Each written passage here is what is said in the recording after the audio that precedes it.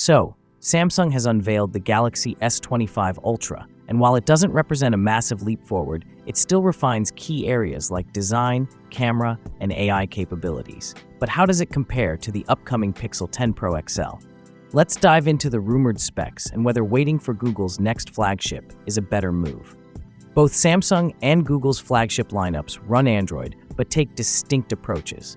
Google prioritizes AI-powered software, seamless hardware integration, and a minimalist experience, much like Apple.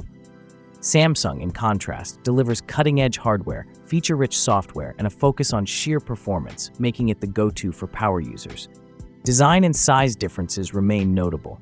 The Pixel 9 Pro XL sports a 6.8-inch screen, just shy of the 6.9-inch display on the S25 Ultra. The Pixel 10 Pro XL could match Samsung's size, but Google's signature camera bar ensures it stands out visually. Price is another key factor. The Galaxy S25 Ultra starts at $1,299, while the Pixel 9 Pro XL debuted at $1,099.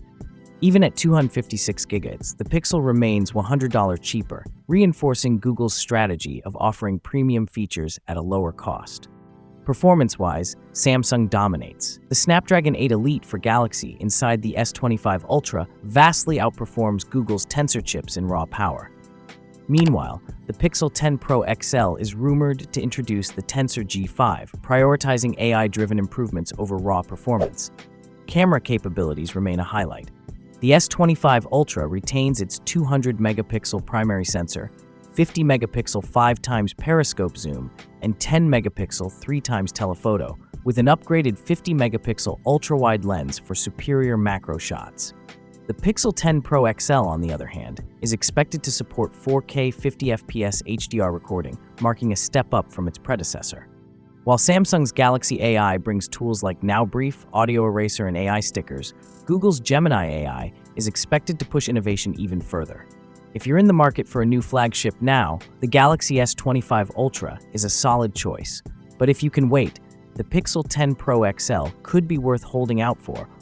So, what are your thoughts on the upcoming Pixel 10 series? Drop your opinions in the comments below. And as always, I'll catch you in my next video.